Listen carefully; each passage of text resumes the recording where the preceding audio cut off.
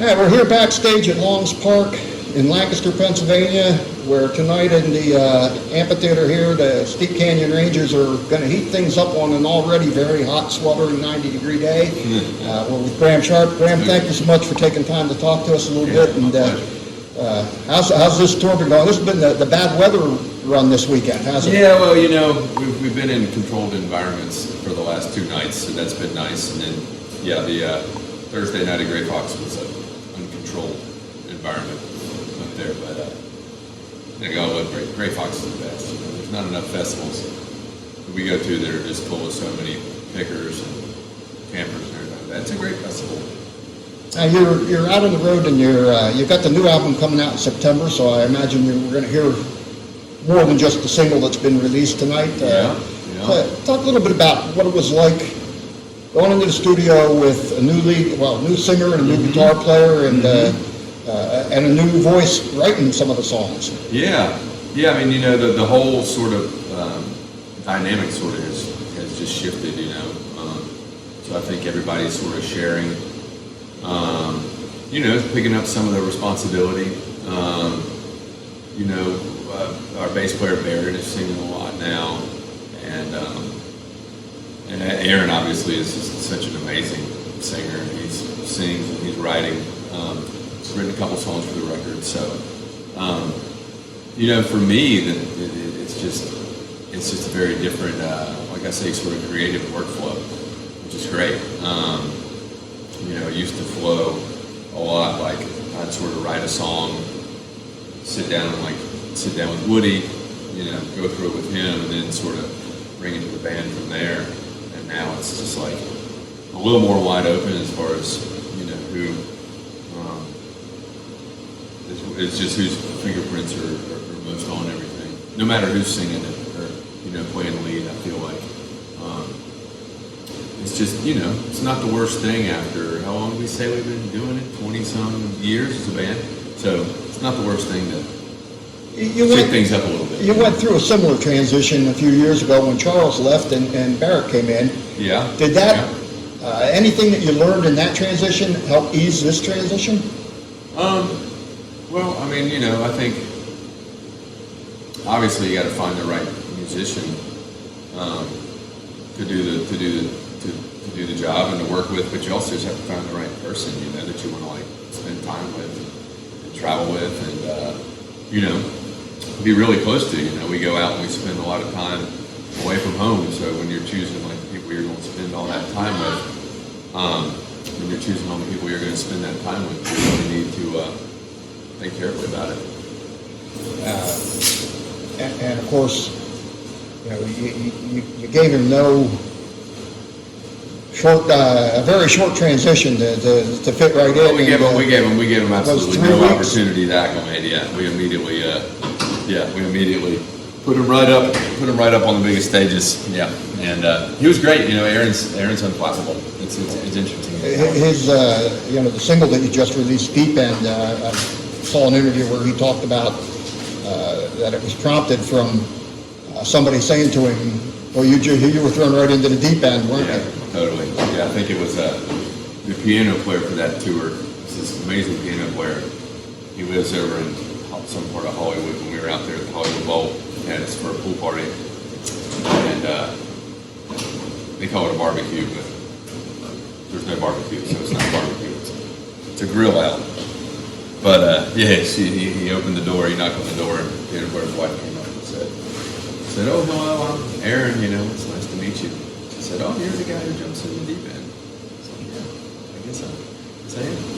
Musically, despite the changes, the new album, you listen to it and there's no mistaking that it's a Steep Canyon Rangers album. Oh, cool. I mean, stylistically, it just seems like further evolution of your music. Yeah.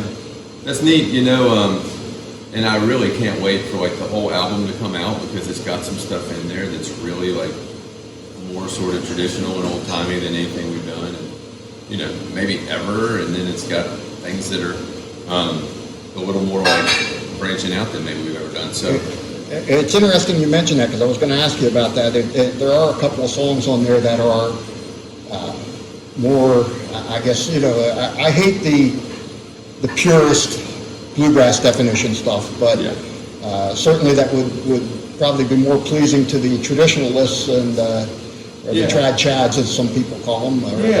Yeah, I mean, that's the way that's, all that stuff's what we enjoy to play. All that stuff's what we love playing, so,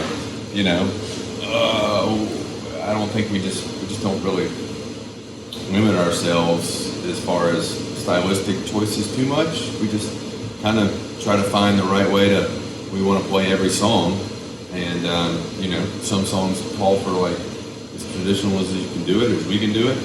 And, some songs need something else entirely. So that's the neat thing about this group, is that any way you want to throw it, like there's ways we can do it and give each song kind of its own turn.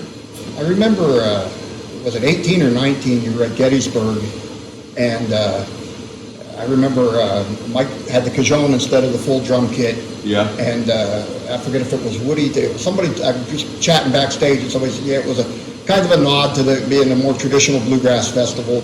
Yeah. But the audience there, which is a very traditional audience, Sure.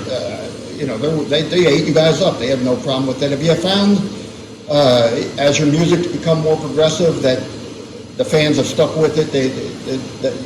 Not much resistance from the hardcore bluegrass crowd?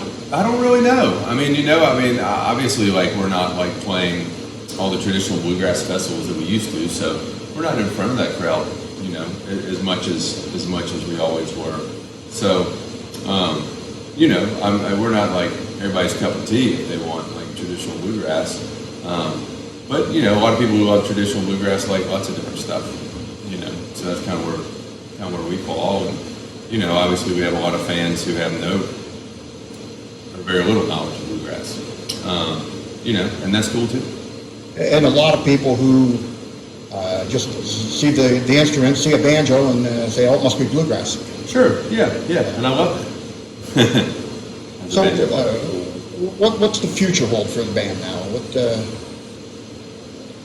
How do you continue? When are you going back into stuff? I guess it's when this album isn't even out yet. It's premature to ask when you're going back in the studio. Yeah, no, it's fun. I feel like right now we're as creative as we've ever been. We got songs just lined up and stacked up and needing to be kind of worked out by the band. So I think the way forward is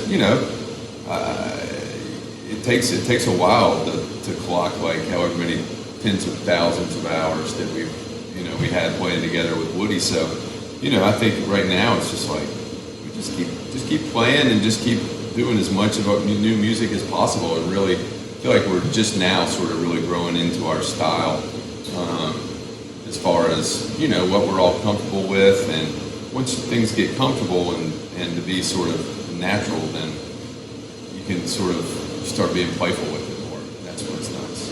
Now during sound check, it was interesting that some other songs that you've been playing for a while, you're still working out little revisions, little changes, and is that kind of all part of the transition? I think that's kind of all part of the transition. Yeah, it's nice, like just playing different songs a little different ways, and you're feeling something, Yeah, there's no reason to be stuck in even like what we did with the song 10 years ago. I feel like everybody enjoys messing with it and trying to make stuff better. So that's the goal every day.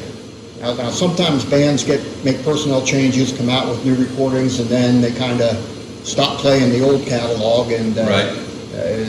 What's the plan that way? Are you going to keep No, mixing them in? we're constantly digging back through the catalog and finding what songs suit us. And we play probably half of what we play tonight, probably more than half of what we play tonight, sort of older catalog Steve Can Rangers. It's cool. I love playing that stuff, and I feel like we've got a new twist on a lot of it now. So, I think right now, we're working in a lot of new covers and stuff like that. So, I don't think anything's off limits necessarily. Well, Graham, thank you very much for taking time today. Yeah, man. And we've heard the new album, folks. You're going to really like it when it comes out. And hopefully we'll get a chance to talk to you a little more detail about that album closer to the release. So, Cool. Love to do that. Thanks again, Graham Sharp. Thank you, Chris.